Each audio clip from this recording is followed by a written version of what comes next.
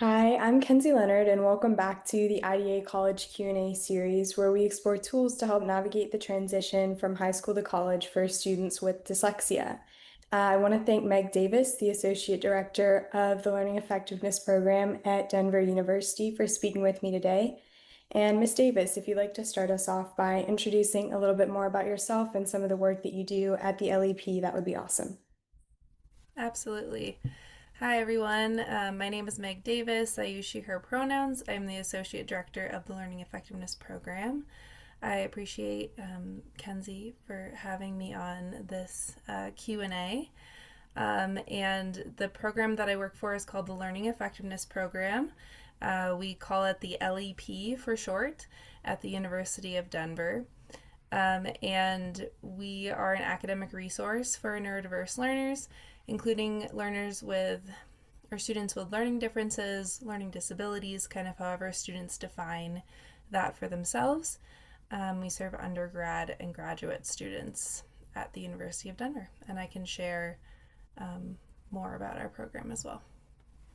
Awesome. So first off, I kind of wanted to ask you, what is the relationship like between the LEP and the Student Disability Services at the University of Denver? Yeah, and let me just first share just a little bit more about what our program is, and then I'll answer that question. Yeah, sure. It'll just give some more context. So, we provide services including one on one academic counseling, tutoring, social events that support social skills building, executive function coaching, and transition support. We started in 1982 when some retired special ed teachers who became faculty at the university decided that students needed more support.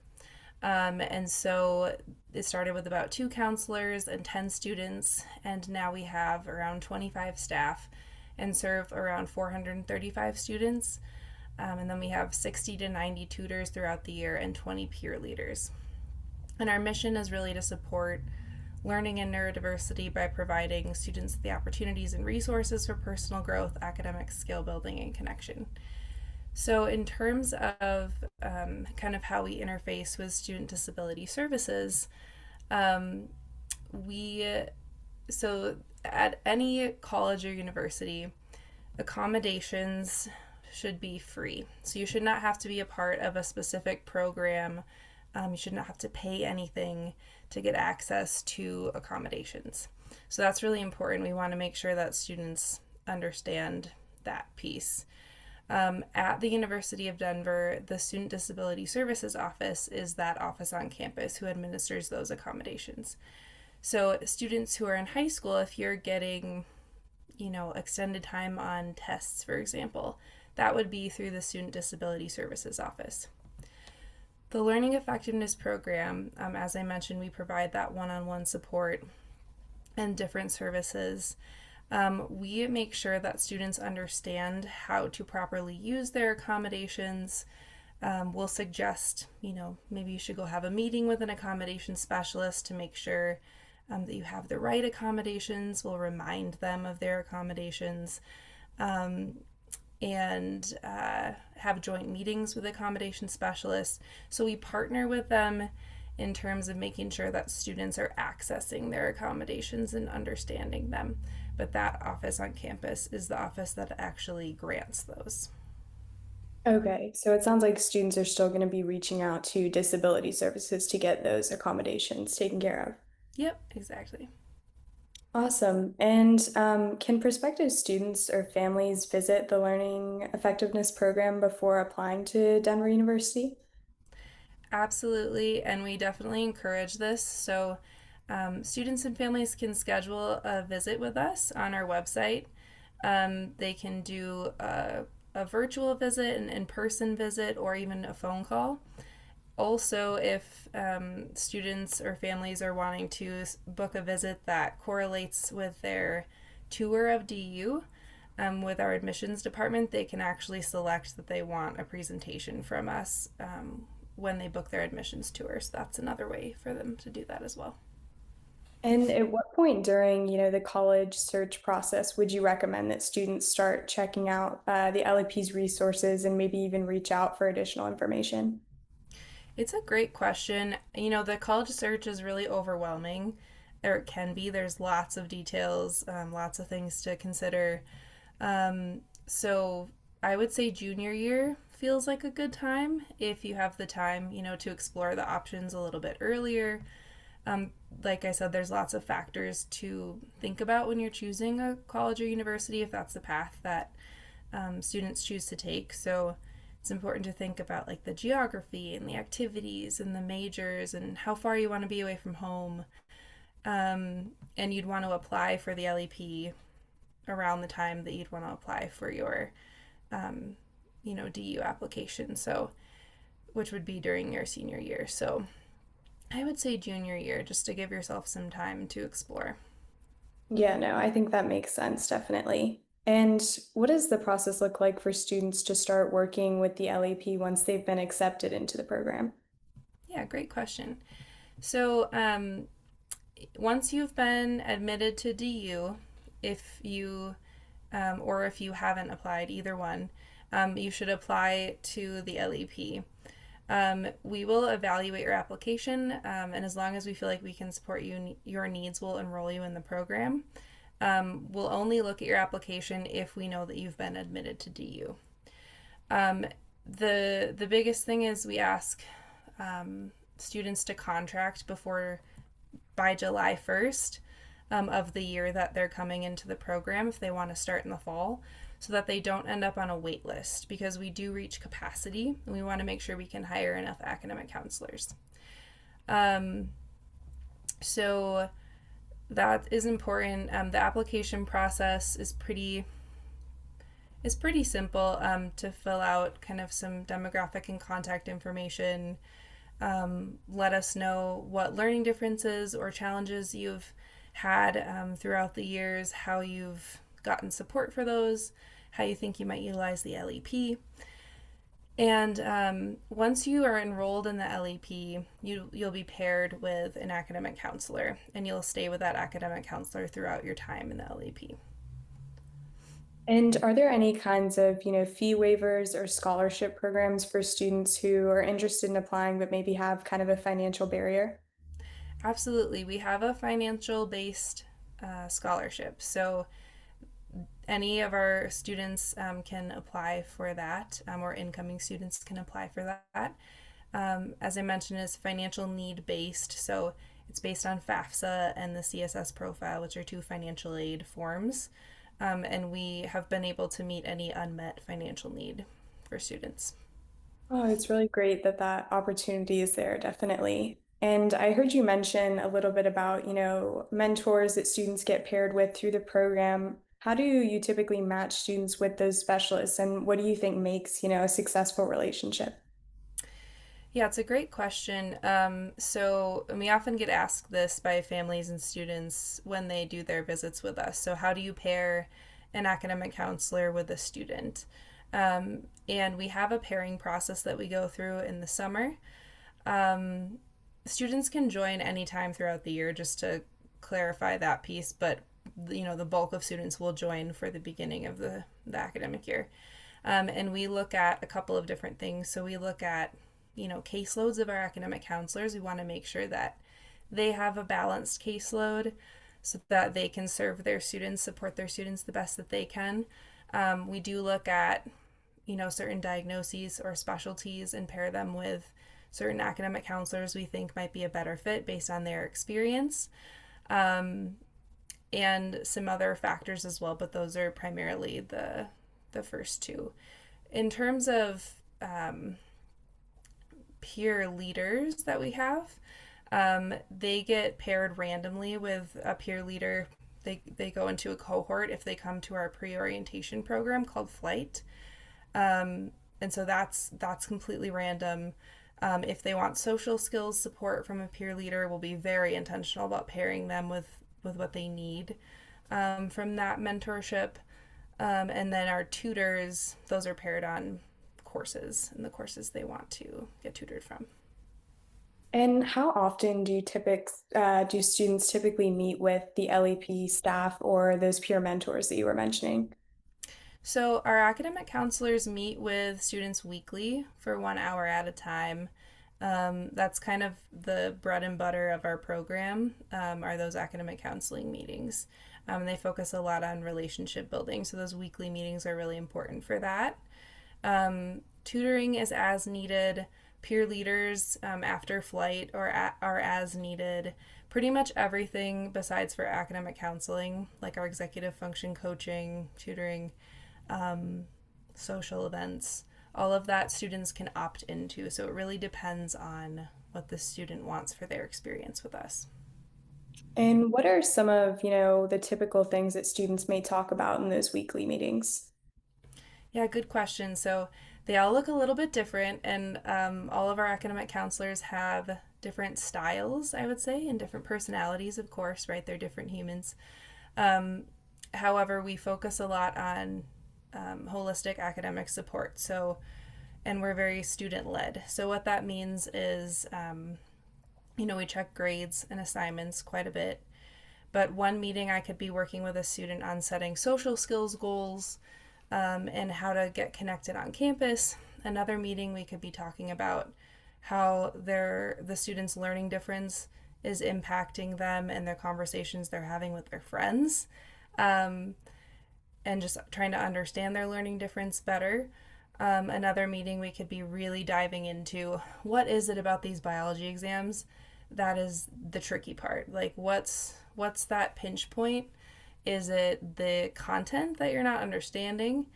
Is it something in class that you're missing because of processing speed? Are you distracted in class? Is it something with the actual exam or the multiple choice type of questions the thing that's getting you? What is it? Or is it just general test anxiety? So, and we do a lot of time management, planning and prioritizing. We might be time blocking a schedule with a student. We really focus on finding what works for students individually, right? So if you were my student, Kenzie, I would be really focused on, what do you need today? Here's what I think might be helpful for us to work on. What do you think about that? Here's something I want you to remember, or let's look at this tool together, etc. So it really depends on the student, but it's holistic academic support. Yeah, no, it's awesome that students can really tailor that time to what they feel like they need most in the moment, definitely. And does the LEP help communicate at all with professors regarding accommodations, or is that up to the student to do for themselves? Yeah, that's a good question. So, and that can be a pretty nerve wracking thing for students as well, right? Because a lot of the times in high school, sometimes, families communicated and advocated for, and now the student's responsible for doing that. And so we don't interact with faculty very much. We don't interact with the professors very much on our team. Um, Students Professors won't know that students are in our program unless they tell their professors. Um, they will get, like, if they have accommodations through the Student Disability Services Office, they will send a letter of approved accommodations to their professors. So their professors will see which accommodations they are approved for. And they're required to reasonably accommodate those with those accommodations, right? So if we always recommend students go to office hours in the beginning of the quarter to form a relationship with their professor and to make sure that their professor understands what the accommodations are, make sure that they gain a shared understanding of that. If any issues arise throughout the quarter and we hear about them from our students, we'll advise them, and we might, coach and or even like role play a conversation, brainstorm the best way to approach the instructor. If it's really an issue, which doesn't happen a lot at DU, but if it is really an issue, we'll have them reach out to an accommodation specialist at Student Disability Services, and they can talk to the professors more individually and directly. Okay, so it sounds like you can kind of help guide that conversation, but it is up to the student at the end of the day. Absolutely. And does the LEP, I know we've talked a lot about academic support, related to organization and a lot of different skills like that, but how do you help students with the big mental transition that comes from, entering into college? Yeah, it's a great question. It is a very big transition. There are lots of things changing, right? Moving away from home for the first time for a lot of folks, living with a bunch of people who are your age for the first time, independently, having to navigate meals and when to feed yourself, which might not seem like a big deal, but if you're so lucky to have your family making food for you, or getting lunch at school, that's a big change. And there's more to that, right? There's more than that. So it's definitely something that we think about. We have a transitions team within the LEP who plans a pre orientation program for our students and families, and it's called FLYTE, FLYTE. It stands for First LEP Year Total Experience. And um, it starts with a virtual webinar and workshop series from May to August that kind of outlines a lot of different things to getting acclimated to DU, the LEP, learning about executive functioning, working on tasks together that you need to do before you come to DU that like all DU students need to get done. We'll really break those down and support with those. And we also have our pre orientation weekend over Labor Day that includes early move in and then as well as programming for students to get students really socially connected with each other. Some different fun activities, things to really get like practically ready to start at DU. They meet their academic counselor with the LEP, and then families also get a lot of support with connecting with each other, learning about student independence and things like that. So I would say that's kind of our biggest support for the transition into college. Um, and then our first meetings, especially in our academic counseling meetings, are very much geared towards getting students feeling more comfortable with being on campus and at the LEP because it is a lot for sure. Yeah, well, that sounds like a really great transitional program. And shifting gears a little bit, I saw, on your website that the LEP is involved with something called the Neurodiversity Institute at DU. Could you tell me a little bit more about, what that initiative is and some of the things that they do around campus? Yeah, absolutely.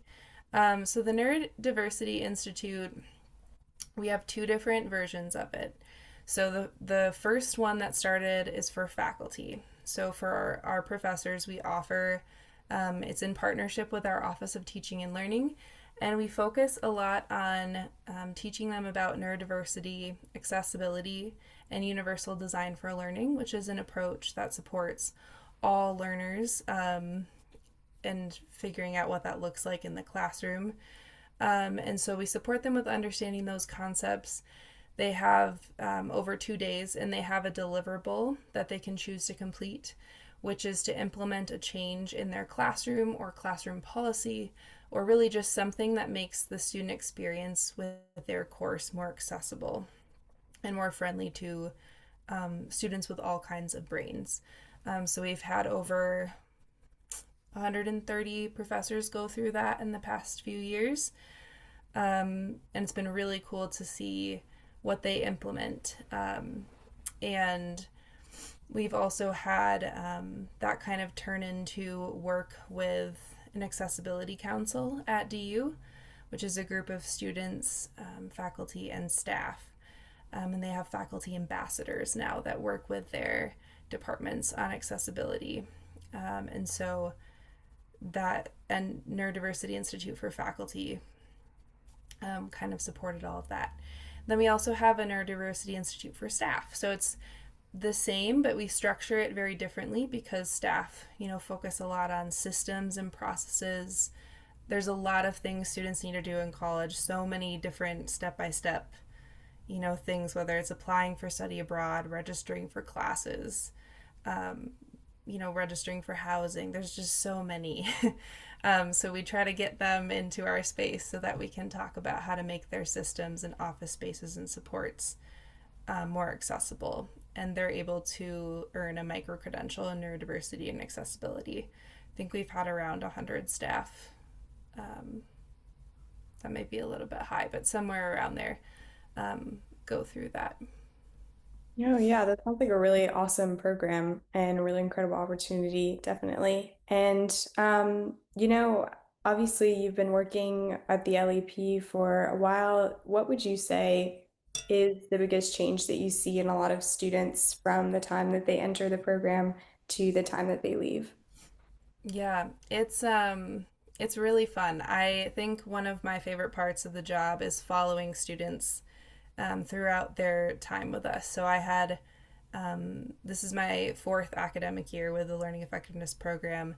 So last year I had my first senior graduate, and so it's so fun because when students come in, there's a lot of nerves typically, a lot of social pieces to figure out, and a lot of students come in not knowing what works for them academically, socially, or they think they know what works, but that worked in high school and doesn't work in college anymore because they're two very different settings, right? And so to see students, transition throughout that time and gain just a bunch of confidence and kind of like a healthy fear of the workplace or grad school or whatever's next, but have that confidence and that gained independence and decision making skills is really cool. And I think, along with confidence, independence, decision making skills, a lot of students are more willing to reach out for support. And that's something that we, talk about a lot is how do you know when you need support? How do you do it? Where do you find it? It sometimes it can seem like, oh, this should be easy, but it's really not, and it's an important life skill. So I love when to see students figure that out by the time they leave. And do most students stay engaged with the program throughout all 4 years of college, or do some of them kind of, transition out a little bit earlier on? Quite a few stay in the program the whole time. We serve first through fifth year graduate students, so undergrad and graduate, and um, quite a few stay the whole time, and that's largely based on the relationship they've formed with their academic counselor and seeing value in the program. I would say we have double the amount of first and second year students as we do third through fifth and graduate students. And what that shows me is that, after second year, a lot of students are saying, I think I'm going to try this without these supports, which is great. We want that. We want to see those skills growing, and students feeling confident. However, a lot of students do stay in the program. And do you guys provide guidance on, what life is like after DU, whether that be, a graduate school or employment opportunities? Yes, absolutely. So, we last year our transitions team started a senior series, which is really cool. So, we definitely direct students towards our career and professional development center, which supports students with very practical things like how to build a resume, job searches, career fairs, interview skills, things like that. So we love partnering with them. We have a lot of joint meetings with our contact over there. But with the senior series, our transitions team focuses a lot on how to tell your story and how you've grown and how to use that to really fuel your interviews and your experience looking for jobs and how to align your values with what comes after college. So we love that program a lot. And then, within our individual academic counseling meetings, certainly we'll recommend, hey, have you thought about what you're doing next? Or hey, you're a sophomore, maybe we should think about internships. Or depending on the student, we will recommend different opportunities and conversations. Another thing that I wanted to ask you about, I had seen, on the LEP website something called the Adventure Conference as well. What is that and what can students and families expect from that experience at DU? Yeah, good question. So the Choose Your Own Adventure conference is open to the public, which is kind of our one event that's really open to the public. So what's cool about it is that there's a lot of folks who come with different perspectives. So we have, parents of students who are in third grade in the Denver area who come to the conference. We have, neurodivergent individuals who want to understand better themselves. We'll have educators, nonprofit leaders, different practitioners that come to that. So I think the ability to learn from each other is really cool. We have a pretty diverse array of speakers from around Colorado. It's one day, and it's currently free, which is awesome. So it's a very accessible conference, but I think the piece that makes it most valuable is that it draws in a variety of folks.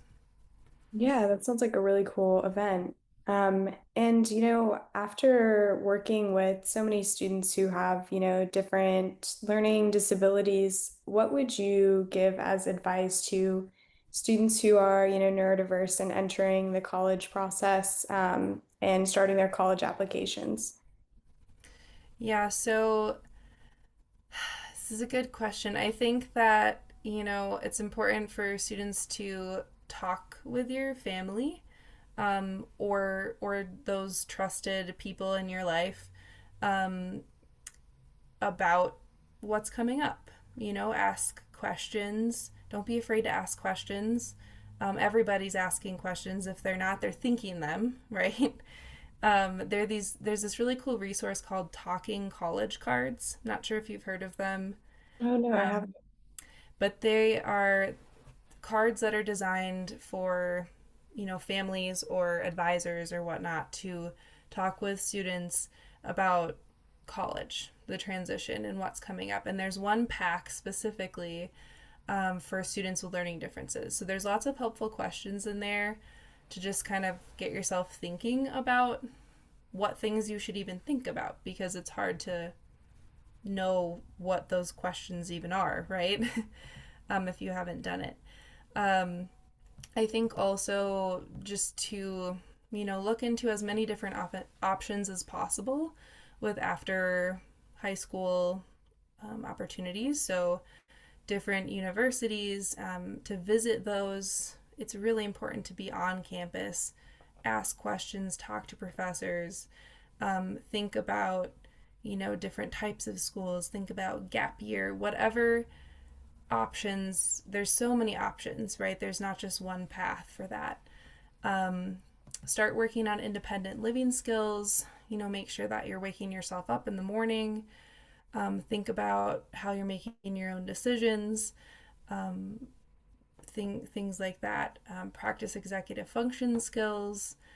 And also, I think the most important thing is to practice being kind to yourself, because a lot of a lot of us with disabilities or learning differences, have been told so much growing up: this is what you're not good at.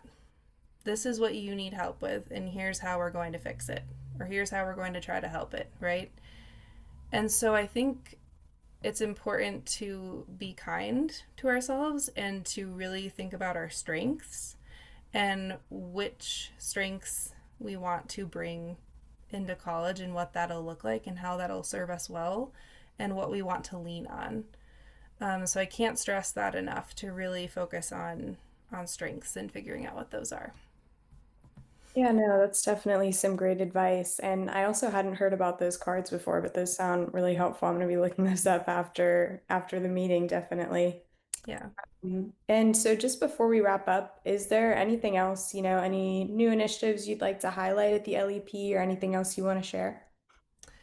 I think, one thing we're doing internally as a team is we launched a campus partner liaison program to really make sure that we're connecting very collaboratively with other departments on campus. So the University of Denver focuses on four dimensions to support students, and they call it a constellation of support to make sure that students don't just have one person on campus, but have a little bit of a web of support. And so we don't work in a silo. We want to make sure that we're collaborating with other departments to support students better. And so the Campus Partner Liaison Initiative is something we launched to do that even better. And then Focus Forward is a current drop in opportunity that we launched last year, and it's taken off a lot more this year. That our peer leaders facilitate to support students with different executive function needs. So I really like that. I think been a really great program that we've implemented the last year to support students throughout the week.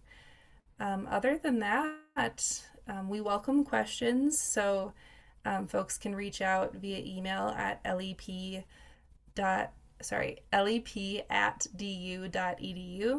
or they can give us a call at our main line, look at our website. Um, we're here to support. Awesome. Well, thank you so much for all of this advice. It's been super valuable to hear all of the insights that you have on the process. Absolutely. Thank you so much, Kenzie, for having me, and thank you for what you do to support students with dyslexia and beyond. Really appreciate you. Yeah, thank you so much.